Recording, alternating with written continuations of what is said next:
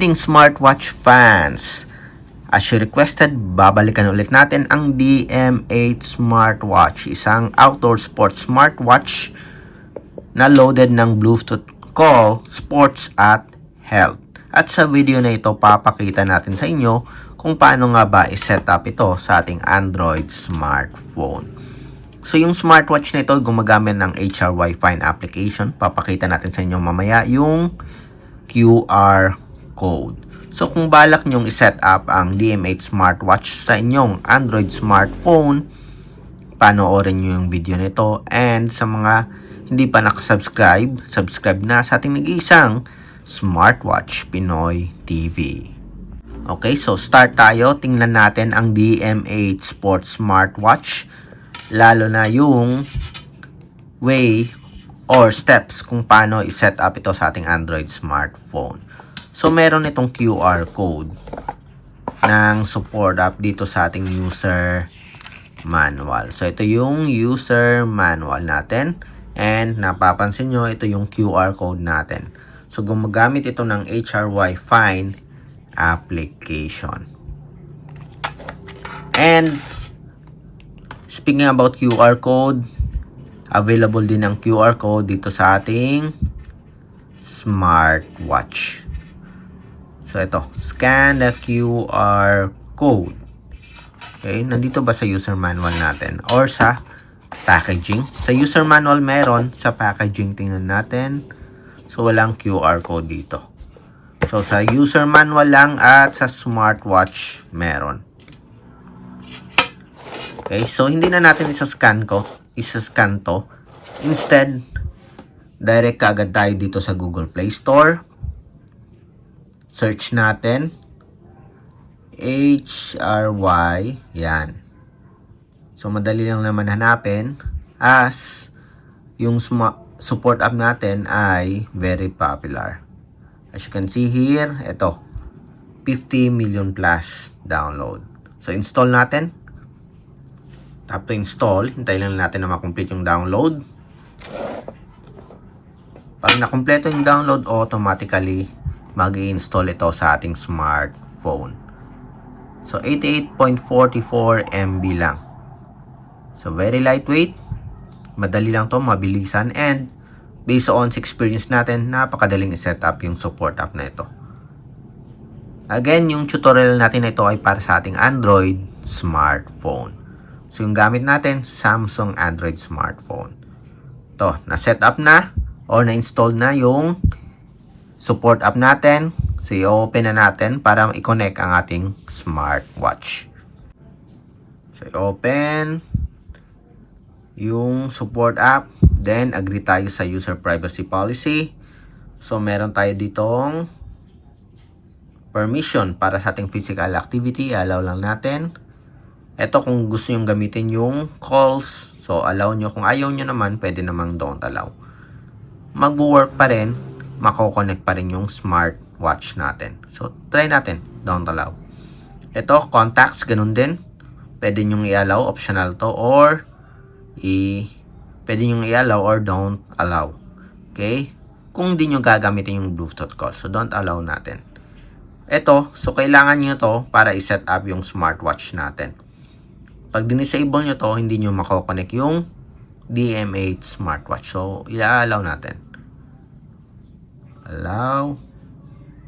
Then ito for notification. Kung ayaw yung makareceive ng push notification, pwede nyo disable to.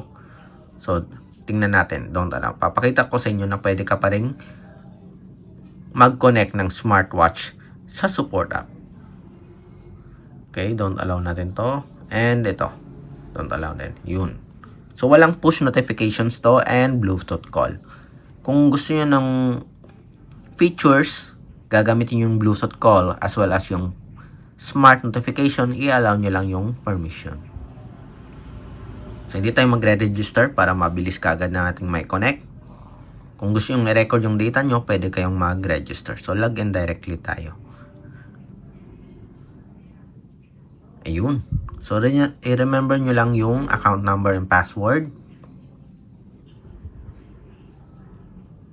Then, confirm. Okay. Set natin yung profile. 1. Tamad. Yan. Confirm. Confirm. Set successfully. Ito. So, para makonect yung smartwatch natin, kailangan natin i-turn on or i-activate yung Bluetooth natin. Pag dinanan nyo to, hindi nyo mapipair o masi-set up yung DM8 smartwatch. So, i-allow natin. Turning on Bluetooth. Okay, so pwede nyong i-allow na i-run sa background. Pwede rin hindi. For smooth processing and stable connectivity, i-allow nyo na mag-run sa startup and background as well. Okay. Ito for enable notification usage permission. Sabi ko nga kanina, hindi natin i-enable yung push notification. Papakita natin sa inyo na pwede ka pa rin makakonect sa support app kahit hindi ito naka-set. Okay, so cancel natin. Then, para ma-pair yung smartwatch natin, punta ka sa Mi menu. Then, tap nyo lang yung search device. Okay, allow natin yung permission for the Bluetooth devices. So, hanapin nyo lang. Notification naka-block. Punta tayo dito. Nearby devices, location permission, i-allow natin. Go back. Ayun na, activated na. Balik ulit tayo then, search device. Ayun. So, hanapin yan yung DM8 smartwatch natin. And ito, lumabas na nga yung DM8 smartwatch. So, hintayin nyo lang na mag-load yung dashboard. Ito yung search results. So, wala namang ibang DM8 dito. Ito lang. Just in case na wala yung pangalan na DM8, makikita nyo pa rin yung Bluetooth address. Punta lang kayo sa settings and about. So, 6AEB. Yun. Then, select nyo yung DM8. Hintayin na mag-pair. Okay, connected successfully yung makikita nyo dito. If successful yung pairing natin. Yun. Device connected successfully. So, allow natin. Pair. Okay, ito. Kung gusto nyo maging stable yung setup. Okay, so hindi na natin titingnan to. Okay. Importante mapakita ko sa inyo na connected tayo kahit hindi naka-activate yung Bluetooth call and push notification. Yun. Connected na tayo sa ating support app na HRY Fine application sa ating Android smartphone. Connected nga ba tayo? Tingnan natin. Find my watch. Ayun. Okay. So, properly connected tayo sa ating smartwatch. Just in case na nagbago yung isip nyo, gusto nyong i-activate yung Bluetooth call natin, punta lang kayo sa call reminder. Allow nyo lang your permission. Yan. Show contact information. I-allow nyo rin. Yan. So, activated na yung Bluetooth call natin. For the push notifications, punta lang kayo sa device settings. Okay, may advertisement tayo. Wait lang natin na mawala.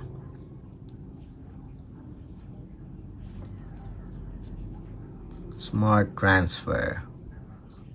Okay.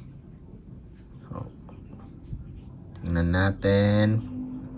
Parang pinipili tayo natong mag-download Again, buksan ulit natin. HRY Fine. Close. Ayun. Yun pala, may close. Then, punta lang kayo sa message notification. Activate natin. Open all. Confirm.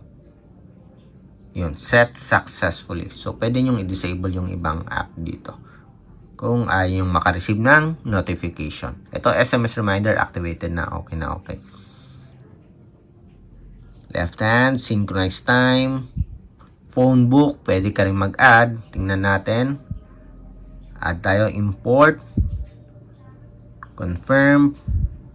Refresh. Tingnan natin. Pag okay yung connection, ayun. Napapansin nyo, nag-synchronize yung smartwatch natin. Punta tayo dito sa phone book. And ito na yung number natin.